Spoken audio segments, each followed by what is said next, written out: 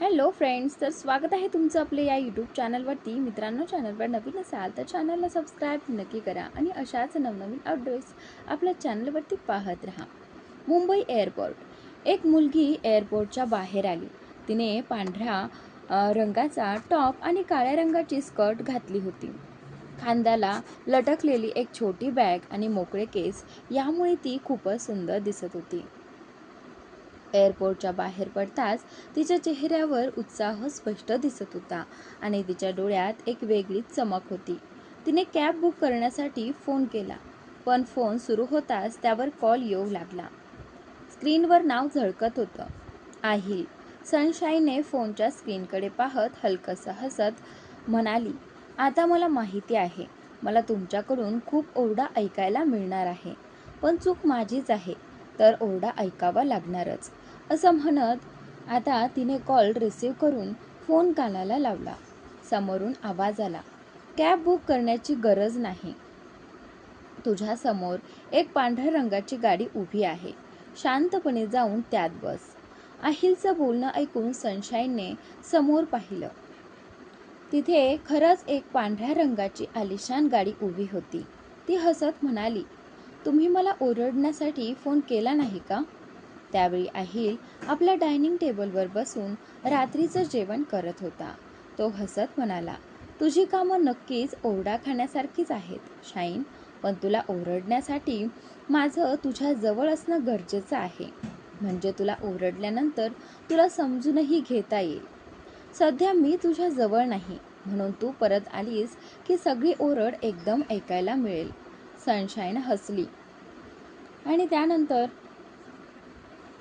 तोपर्यंत गाडी तिच्या अगदी जवळ येऊन थांबली होती. ती गाडीत बसत म्हणाली, आता पुढे काय? आहिल हसत म्हणाला, भारताला जाण्याचा निर्णय तू घेतलायस, त्यामुळे पुढे काय करायचं हे तुलाच ठाऊक असायला हवं. सनशाईन थोडा विचार करत म्हणाली, पण मला जे करायचं आहे त्यासाठी तुम्ही मला परवानगी द्याल का? आहिल गंभीर होत म्हणाला, जर तू स्वतःला सांभाळू शकत असशील तर तुला जे हवं ते कर. माझ्याकडून तुला कोणतीही अडचण नाही. पण जर तू सगळं मध्येच सोडून स्वतःला सांभाळू शकली नाहीस आणि परत आलीस तर माझ्याकडून तुला खूप ओरडा मिळेल. हे ऐकून सनशाईनच्या चेहऱ्यावरचं हास्य अजूनच खुललं. ती लगेच म्हणाली, आता मला स्वतःला सांभाळायचं आहे. आहिल, तुम्ही मला खूप सांभाळलं आहे. आता माझी वेळ आहे. प्रॉमिस, आता मी कमजोर पडणार नाही. आता फोन ठेवते. Thank you so much for everything. असं म्हणत तिने कॉल कट केला. आहिल काही क्षण फोनकडे पाहत राहिला. त्याने एक खोल श्वास घेतला आणि म्हणाला, मला आशा आहे सगळं काही माझ्या अपेक्षेनुसार होईल. कोणतीही अडचण येऊ नये. असं म्हणत त्याने पुन्हा फोन अनलॉक करून कोणाला तरी कॉल केला. थोड्या वेळाने सनशाईनची गाडी एका आलिशान विलासमोर येऊन थांबली. ती त्या सुंदर विलाकडे पाहू लागली. त्यावर सोन्याच्या प्लेटवर लिहिलं होतं, कपूर विला. ड्रायव्हरने गाडीचं दार उघडलं आणि सनशाईन आत आली. मुख्य दरवाजापासून आतल्या गेटपर्यंत सुमारे 10 गार्ड उभे होते. आत येताना तिची नजर काही नोकरांवर पडली, जे बाजूला उभे होते. सनशाईन त्यांच्याकडे पाहत विचारते, इथे कोणी राहत नाही का? एक नोकर नम्रपणे म्हणाली, नाही मॅडम, इथे फक्त आम्ही नोकरच या व्हिलाची देखभाल करतो. सनशाईन हलकसं हसली. त्यातील एक नोकर तिच्याकडे येत म्हणाली, चला मॅडम, मी तुम्हाला तुमच्या रूममध्ये घेऊन जाते. सनशाईन मनातच हसत म्हणाली, म्हणजे माझ्यासाठी रूमही तयार ठेवली आहे. इम्प्रेसिव्ह, आहिल म्हणाला. असं म्हणत ती त्या नोकरांबरोबर पुढे गेली. तिला एका आलिशान रूममध्ये नेण्यात आलं. ती खोली खूपच सुंदर आणि एक्सक्लुझिव्ह होती. प्रत्येक वस्तू महागडी आणि क्लासी वाटत होती. सनशाईन त्या खोलीकडे पाहत हलकसं हसत होती. दुसरीकडे सिंघानिया फार्म हाऊस. अखंड आपल्या फार्म हाऊसच्या बाहेर हॉलमध्ये बसला होता. त्याच्या हातात ड्रिंकचा ग्लास होता. त्याच्यासमोर विहान उभा होता, जो नुकताच तिथे आला होता. अखंड विहानकडे पाहत विचारतो, इथे कशासाठी आलास? विहान थोडा गोंधळून म्हणाला, सर, मला तुमच्याकडून विचारायचं होतं. उद्या फॅशन शोसाठी एंट्री सुरू होणार आहेत. हॉटेल ताजमध्ये उद्याचा इव्हेंट आहे. तुम्ही त्या इव्हेंटला जाणार आहात का? म्हणजे आपण यावेळी या शोमध्ये भाग घेणार आहोत का? अखंडाने आपल्या हातातल्या ग्लासकडे पाहिलं आणि मग विहानकडे नजर टाकत विचारलं, विहान, माझ्या एका प्रश्नाचं उत्तर देशील का? विहानने आश्चर्याने त्यांच्याकडे पाहिलं. अखंड थोडंसं वाकडं हसत म्हणाला, माणूस बिझनेस का करतो? विहान त्याच्या या विचित्र प्रश्नाने गोंधळला. तरीही विचार करून तो म्हणाला, पैसे कमवण्यासाठी, प्रतिष्ठा मिळवण्यासाठी. अखंड उपरोधाने हसला आणि म्हणाला, पैसा? बरोबर आहे. माणूस बिझनेस पैसा कमवण्यासाठीच करतो, पण तो पैसा कशासाठी हवा असतो? विहान थोडा विचार करून म्हणाला, स्वतःसाठी, कुटुंबासाठी, चांगलं आयुष्य जगण्यासाठी. हे ऐकताच अखंडने हातातला ग्लास जोरात जमिनीवर आपटला आणि ओरडत म्हणाला, जेव्हा मला जगायचं नाहीये तेव्हा मी कोणत्या फॅशन शोमध्ये भाग घेऊ? मला बिझनेस करण्याची काय गरज आहे? मला ना कोणती मीटिंग अटेंड करायची आहे, ना कोणता इव्हेंट करायचा आहे. मला कुठेच जायचं नाही.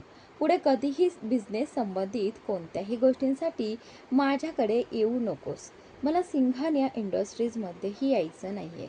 इथून निघून जा, नाहीतर हा ग्लास जसा फेकला तसंच तुलाही या फार्म हाऊस बाहेर फेकायला मला वेळ लागणार नाही. विहान त्याच्याकडे पाहत राहिला. तो त्याला समजवण्याचा प्रयत्न करत म्हणाला, पण सर, तुम्ही नेहमी या फॅशन शोमध्ये भाग घेता आणि आपलं फॅशन हाऊस नेहमी पहिल्या क्रमांकावर येतं.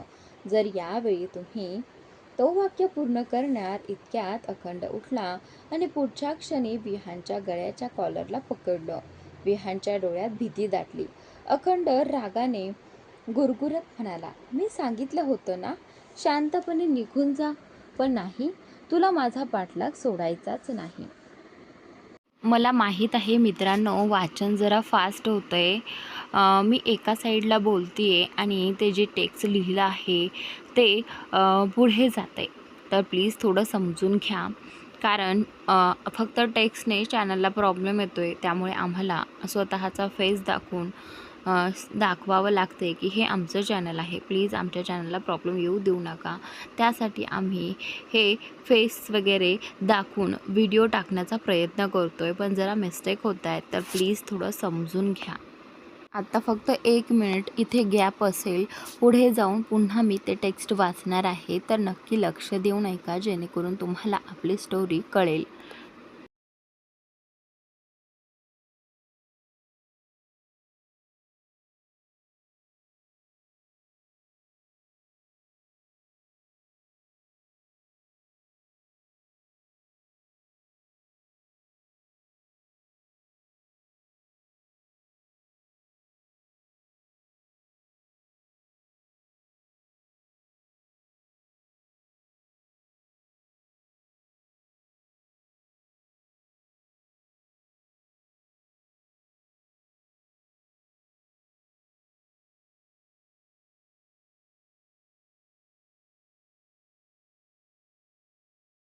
तुझ्यासारख्यांना हाताळायला मला चांगलंच येतं, असं म्हणत त्याने विहानला ओढत दरवाजाकडे नेलं.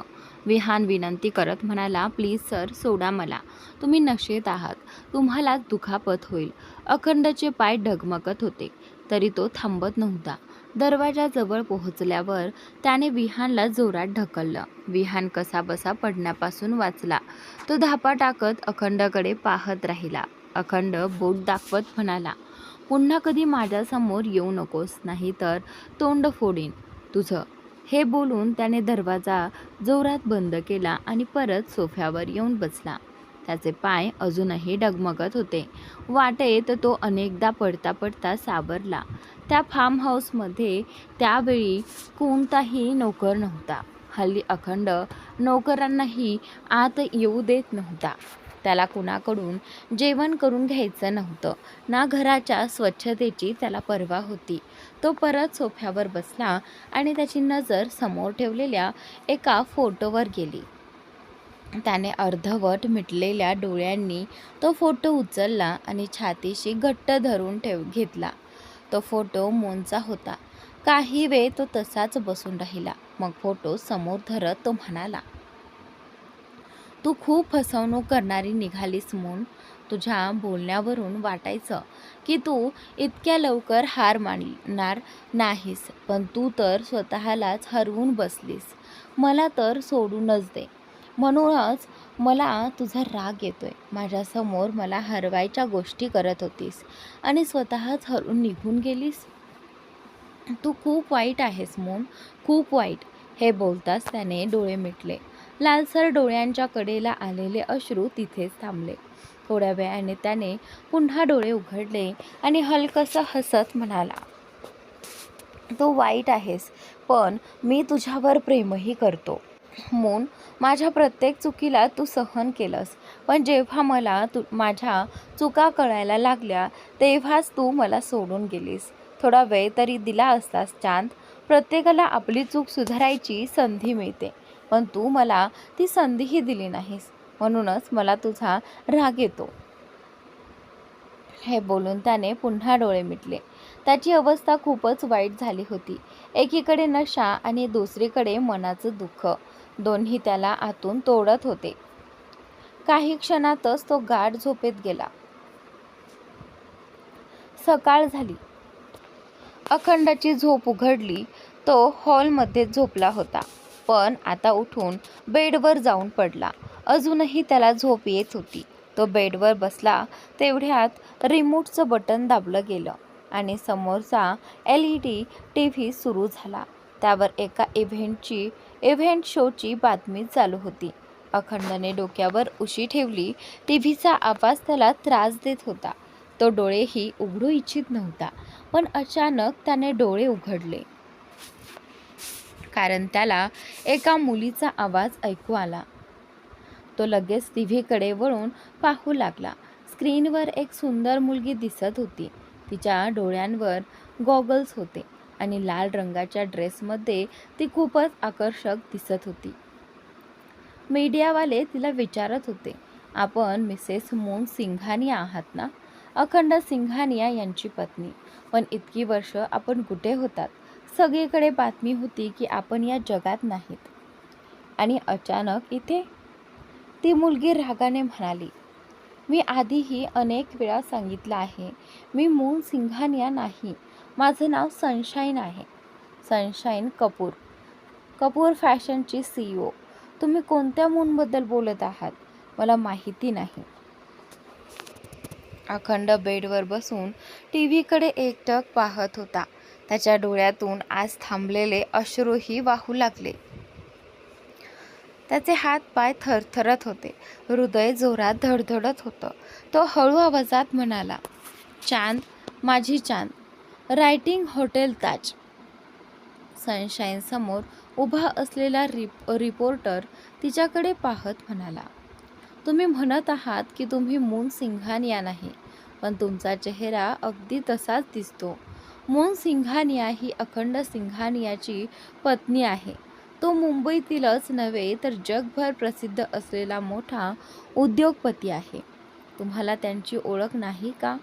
सनशाईनने उपहासाने हसत उत्तर दिलं, हा प्रश्न तुम्ही त्यांनाच जाऊन विचारू शकता ना. त्यांच्या पत्नीचा चेहरा माझ्यासारखा दिसत असेल तर त्यांना याचं उत्तर नक्की माहिती असेल. कृपया हा प्रश्न त्यांनाच विचारा, मला नाही. या जगात माझ्यासारख्या दिसणाऱ्या मुली किती असतील हे मला माहीत नाही, आणि प्रत्येकाला वैयक्तिक ओळख करून घेण्याइतका माझ्याकडे वेळही नाही. आणि हो, तुमच्याकडे कदाचित भरपूर वेळ असेल, पण सनशाईनचा प्रत्येक क्षण खूप मौल्यवान आहे. आता कृपया मला जाऊ द्या. असं म्हणत सनशाईन लगेचच हॉटेल ताजच्या आत निघून गेली. ती आतापर्यंत पार्किंग एरियात होती, जिथे मीडियाचा मोठा जमाव जमला होता, कारण तिथे आज एक भव्य फॅशन इव्हेंट होणार होता. या इव्हेंटमध्ये सहभागी होणाऱ्या सर्व कंपन्या आणि फॅशन हाऊसेस आज आपली नावे जाहीर करणार होत्या. तिथेच विहानची गाडीही पार्क होती, पण तो आधीच हॉटेलमध्ये होता. सनशाईनही आत आली, मात्र ती थेट सगळ्यांमध्ये न जाता एका आलिशान खोलीत गेली. ती सध्या सर्वांसमोर येऊ इच्छित नव्हती, त्यामुळे ती नंतर इव्हेंटमध्ये सहभागी होणार होती. दरम्यान दुसऱ्या बाजूला अखंड आपल्या केसांवर हात ठेवून LED स्क्रीनकडे पाहत उभा होता. मून आत गेल्यावर तो लगेच आपल्या जागेवरून उठला आणि स्क्रीनजवळ जाऊन तिला स्पर्श करू लागला. जणू तिच्या स्पर्शाने मून पुन्हा त्याच्या समोर येईल. त्याचं हृदय जोरात धडधडत होतं. तो भावुक होऊन म्हणाला, माझी चांद परत आली. मला माहिती होतं तू मला सोडून जाणार नाहीस. तू नक्की माझ्याकडे परत येशील. तू नेहमी म्हणायचीस की तू मला कधीच सोडणार नाहीस. मी जरी तुझ्यावर कितीही रागावलो, तिरस्कार केला, तरी तू माझ्यावर प्रेम करशील. म्हणूनच ना तू परत आलीस, कारण तू माझ्यावर प्रेम करतेस चांद. कारण आणि मी किती मूर्ख आहे, इथे वेळ वाया घालवत आहे.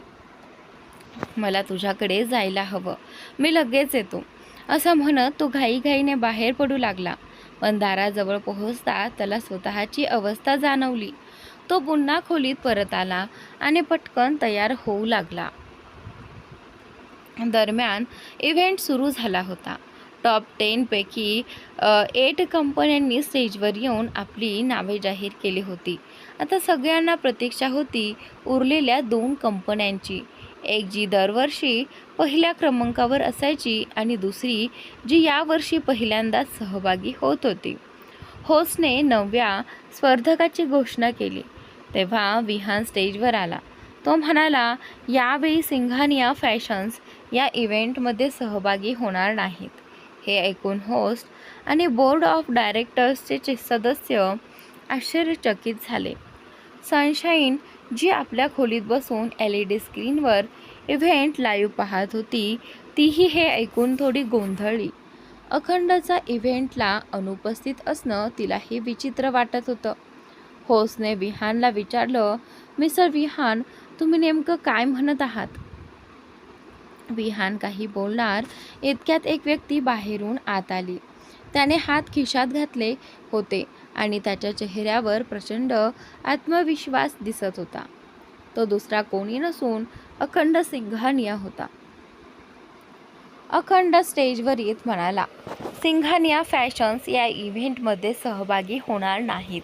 असं होऊ शकत नाही आणि आम्ही पहिल्या क्रमांकावर येणार नाही.